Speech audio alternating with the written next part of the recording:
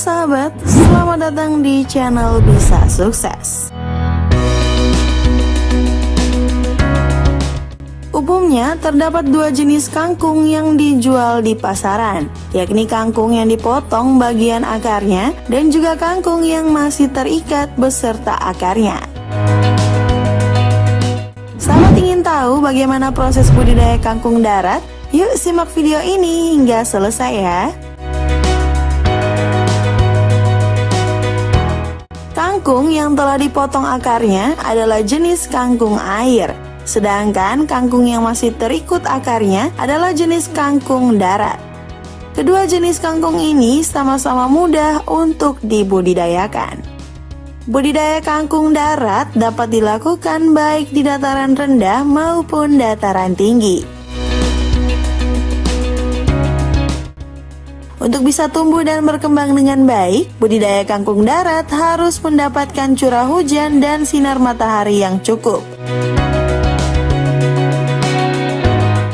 Kangkung darat bisa diperbanyak dengan biji dan stek. Namun, khusus untuk kangkung darat, para petani biasa melakukannya dengan biji.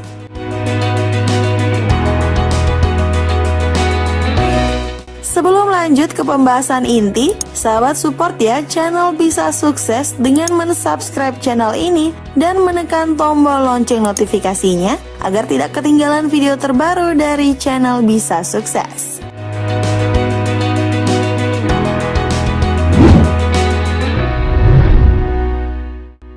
Penyiapan benih untuk budidaya kangkung.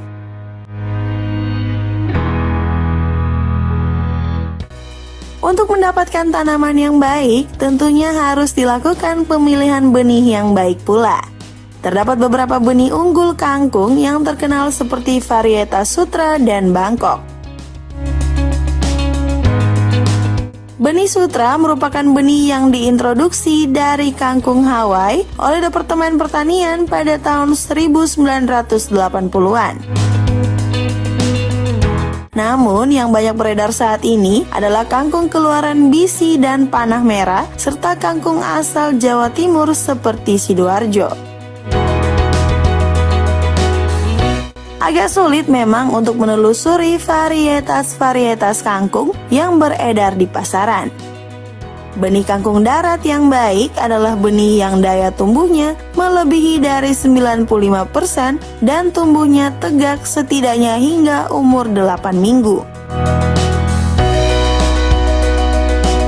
Karena kangkung darat yang tumbuh menjalar tidak begitu diminati di pasaran, usahakan jangan menggunakan benih yang telah disimpan lebih dari 1 tahun. Hal ini akan menyebabkan produktivitas menjadi turun.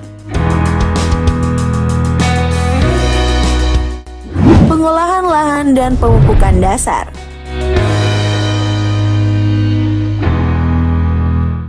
Pada budidaya kangkung darat, tanah harus diolah dengan dicangkul agar gembur, lalu kemudian buat bedengan dengan lebar 1 meter dan panjang menyesuaikan dengan petak lahan. Jarak antara bedengan 30 hingga 40 cm ya, dan fungsinya sebagai saluran drainase serta jalan untuk pemeliharaan dan pemanenan. Untuk budidaya kangkung organik, siapkan pupuk dasar dari jenis pupuk organik. Bisa juga menggunakan pupuk kandang yang telah matang atau pupuk kompos. Pupuk kandang lebih praktis ya sahabat, karena tidak perlu menyiapkannya secara intensif. Cukup mendiamkannya sehingga kering sebelum digunakan. Sementara itu, penyiapan pupuk kompos relatif lebih lama ya sahabat. Apabila menggunakan pupuk kandang, lebih baik pilih kotoran ayam dibandingkan kotoran kambing atau sapi. Karena kotoran ayam lebih cepat terurai sehingga cocok dengan tanaman kangkung yang bersiklus panen cepat. Tebarkan pupuk tersebut di atas bedengan kira-kira 10 ton per hektar, lalu diamkan selama 2 hingga 3 hari. Penanaman. Penanaman dengan cara ditebar. Penanaman pada budidaya kangkung darat dapat ditebar langsung atau ditugal. Sementara itu, cara disemaikan dan lalu dipindah tidak terlalu ekonomis untuk budidaya kangkung darat. Cara ditebar langsung dilakukan dengan menebarkan benih di atas bedengan. Cara ini cukup cepat dan cocok dilakukan di tempat yang kurang orang atau ongkos tenaga kerja mahal. Kelemahan cara ini adalah boros pada penggunaan benih karena dapat menghabiskan 5 hingga 10 kg benih per hektar. Cara ini memerlukan pekerja yang terampil agar hasilnya menjadi tebar merata. Hanya saja sulit juga untuk mendapatkan kepadatan populasi tanaman yang ideal, di mana kepadatan ideal bagi tanaman kangkung adalah 50.000 pohon per hektar. Cara yang kedua yaitu dengan ditugal. Enaknya dengan cara ini kita bisa mengatur jarak tanam sehingga bisa didapatkan kerapatan populasi tanaman yang ideal. Jarak antara lubang tugal adalah 10 kali 5 cm, setiap lubang diisi 2 hingga 3 biji benih. Hanya saja sahabat, dengan cara ini dibutuhkan lebih banyak tenaga kerja karena pekerjaannya akan memakan waktu lebih lama. Penugalan tidak perlu terlalu dalam, karena budidaya kangkung darat tidak memerlukan perakaran yang terlalu kuat. Pemeliharaan dan pemupukan lanjutan.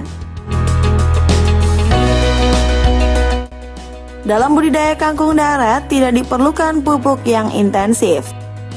Kangkung darat merupakan tanaman yang tahan pada kondisi kesuburan tanah sedang. Sebenarnya pemupukan awal sudah cukup untuk memberikan nutrisi pada tanaman hingga siap panen. Namun hal ini sangat tergantung pada kondisi kesuburan tanah masing-masing. Tanah yang sebelumnya bekas ditanami tumbuhan kacang-kacangan relatif tidak memerlukan pupuk tambahan cukup dengan pupuk organik dasar yang telah diberikan di awal. Hanya saja apabila tanaman terlihat kurang subur yang ditandai dengan warna hijau yang pudar, perlu dilakukan pemupukan tambahan. Kangkung darat sangat responsif terhadap nitrogen. Apabila diperlukan, bisa diberikan pupuk organik kaya akan nitrogen seperti kotoran ayam yang telah matang bercampur sekam atau kompos yang kaya nitrogen.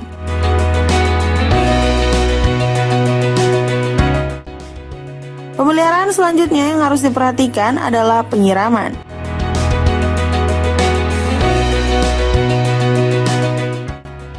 Kangkung darat memerlukan banyak air untuk tumbuh. Namun apabila curah hujan terlalu tinggi, daun yang dihasilkan akan menjadi jelek. Pada musim kering, perlu penyiraman yang rutin setiap pagi dan sore hari. Jika tanaman terlihat layu dan menguning di siang hari, lakukan juga penyiraman dengan intensitas yang cukup. Kurangnya intensitas penyiraman di siang hari terik bisa membuat tanaman menjadi mati. Hal selanjutnya adalah penyiangan.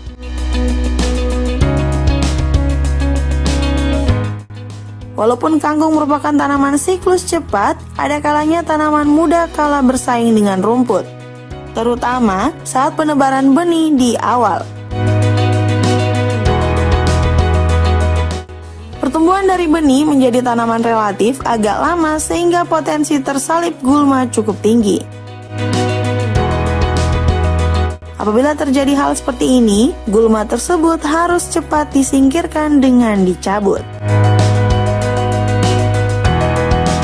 Hama yang biasa menyerang kangkung antara lain belalang, ulat gerayak atau Spodoptera litura, dan kutu daun dari jenis Missus persike dan Apis gossypi. Gejala serangan ulat gerayak adalah daun bolong-bolong dan pinggiran daun bergerigi bekas gigitan. Sedangkan kutu daun membuat tanaman kerdil dan daun melengkung. Hal ini diakibatkan karena kutu daun menyerap cairan dari tanaman. Sementara itu, penyakit yang biasanya menyerang adalah penyakit karat putih atau Albigo ipome pandurate, yang bila terserang penyakit ini akan muncul bercak putih pada daun, kemudian akan semakin meluas. Dalam budidaya kangkung darat organik, penanganan hama harus dilakukan dengan cara terpadu. Untuk mengurangi resiko serangan hama dan penyakit, perlu dilakukan rotasi tanam, mengatur jarak tanam, dan melakukan penyiraman yang tepat. Bila terpaksa, sahabat bisa menggunakan pestisida hayati seperti daun nimba, gadung, dan serai wangi. Bagaimana sahabat? Semoga pembahasan tentang budidaya kangkung darat organik ini bermanfaat ya. Sahabat bisa juga berbagi pengalaman di kolom komentar di bawah ini. Dan sampai jumpa di video-video selanjutnya. Bye-bye.